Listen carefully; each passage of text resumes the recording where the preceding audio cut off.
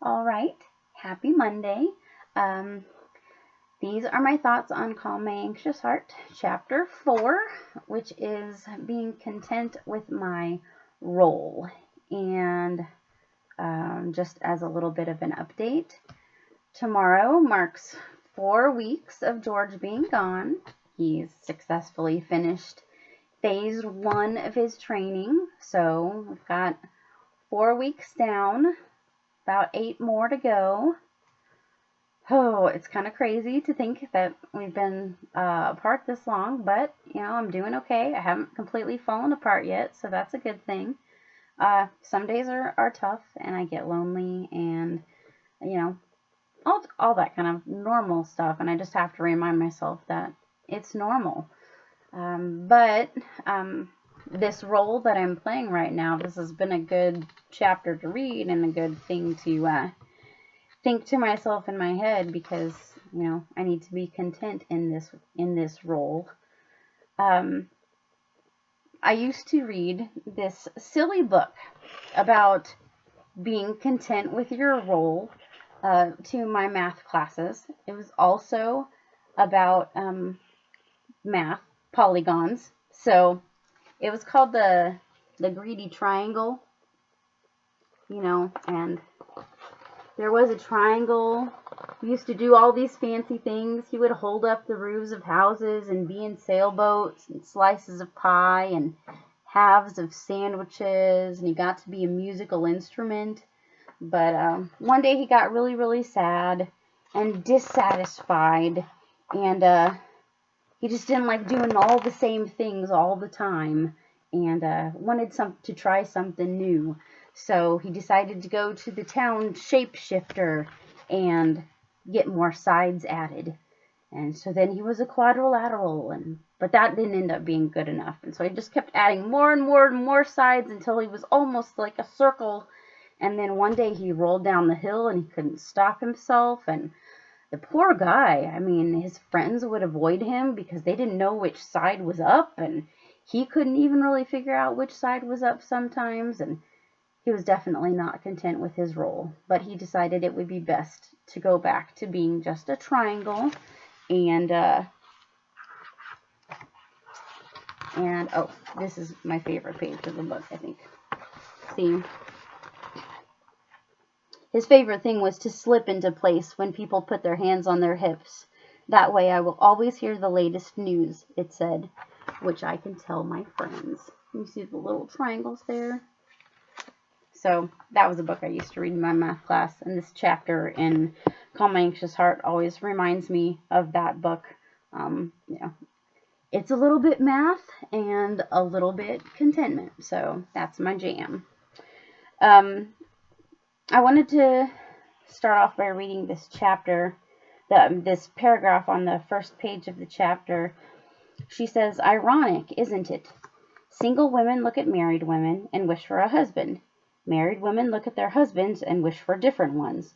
Childless women long for children, and mothers long for the day when their kids will be in school. Is it even possible to be content with your role in the here and now?" And then she goes on to kind of write, she quotes a whole bunch of letters in the book that were part of a writing from a newspaper columnist about 3 different friends and not being content in the places that they were, and and just talking back and forth, and how could you not appreciate this? Look what you've got, and look what I have. And it seems like, it seems very common.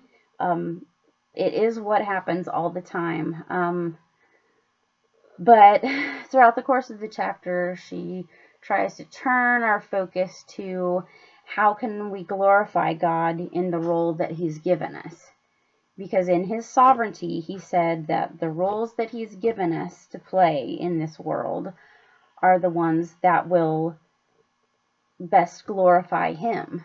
And so we need to learn to be content in the roles that we've been given. And we have lots of different roles.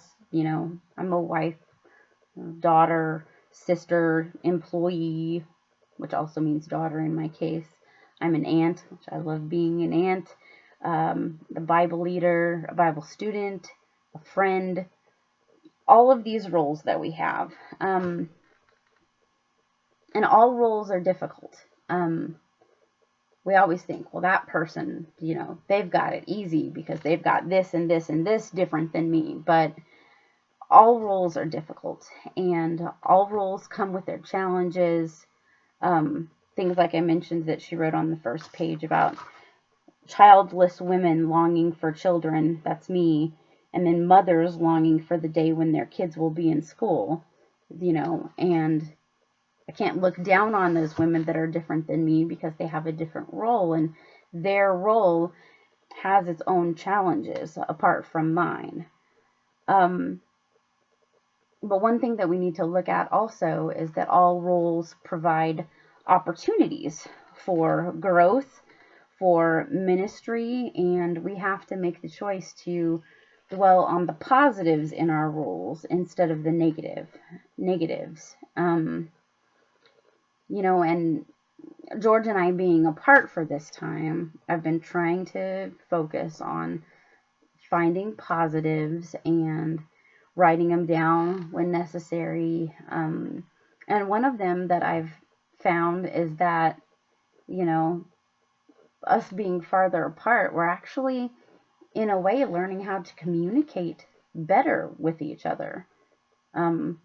Because all we get is FaceTime and phone calls, and so we are, we're not able to see each other a lot of the time when we talk, although we do get to get on FaceTime sometimes, but we're learning better how to communicate with each other. So that is a positive that I'm trying to dwell on in this case. And things could be much worse than they are. And I think in whatever role we're in, we always have to remember, things could be much worse. And throughout the chapter, like they do get to a point where those letters that she was talking about, the 3 friends, they do resolve their difficulties and their complaints, and they do end up writing each other at the end to say, I am grateful for my place in life, and I didn't mean to complain to you so much, but I am grateful. And each one of them kind of resolves that conflict within their heart to each other through letters. And actually yesterday in Sunday school, we were asked, what is our favorite minor prophet? Kind of an odd question, but it went well with the study that we were doing yesterday. And I started to think, and my favorite minor prophet is Habakkuk. Because Habakkuk, he laid a complaint before God, and God answered him, and he didn't like the way that God answered. And so he complained some more, and God answered him again. And it reminds me a lot of myself and everyday situations for everybody. He complained and God answered, and he complained and God answered, and he started to develop an understanding and a knowledge of what God wanted for him, to the point where at the end of Habakkuk, he's saying, even if the fig tree doesn't blossom and there's no cows in the stalls, still I will rejoice in the Lord. So through this conversation with God and through this complaining, he did gain more knowledge to see that things could be much worse. God could have removed his hand and not given Habakkuk that hope. And I need to think of life in the same way. So she ends the chapter saying, well, what does God ask? What's God's standard of evaluation for you and me in our given roles? Is it success? Is it perfection? Being the perfect mother or the perfect wife?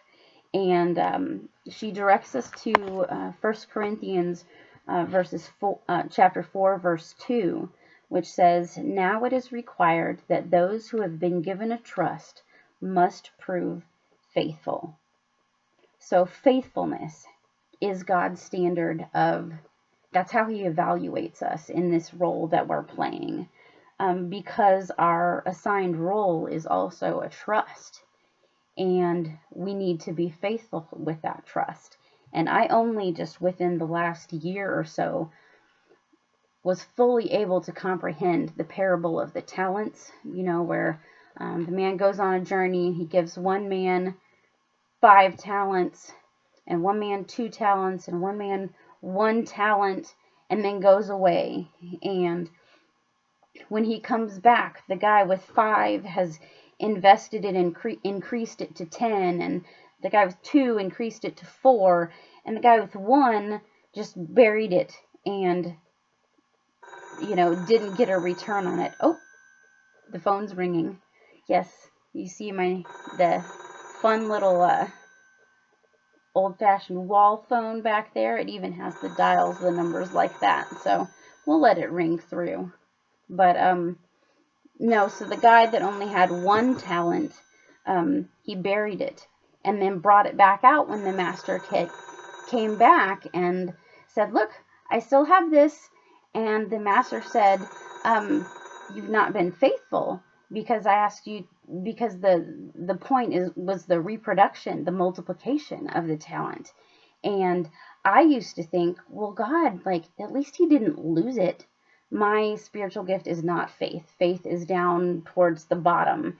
And so I used to think, well, why would that be a bad thing? At least he didn't lose it. He held on to it. But that's not the point of the parable. The point of the parable is the multiplication and the reproduction. And so that is how we will be evaluated also in our roles, is that we remain faithful. Again, I'm reminded, in his sovereignty, he said that it is in this role, and this is at the end of the chapter, in his sovereignty, he has said it is in this role we can best glorify him. So the role that he's put us in, he's said this is how we can best glorify him. So we must try, and we must pray and have faith and be faithful in what he's given us to do.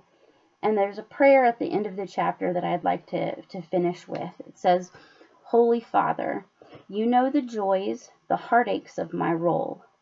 I confess that I have fought against what you have given. Grant me the courage to be a servant. O God, I long to be faithful to you. I accept my assigned role as a gift. Teach me to cease striving and know that you are God." So I really liked this chapter. I hope you did too. Enjoy your week. Thanks for watching. Bye.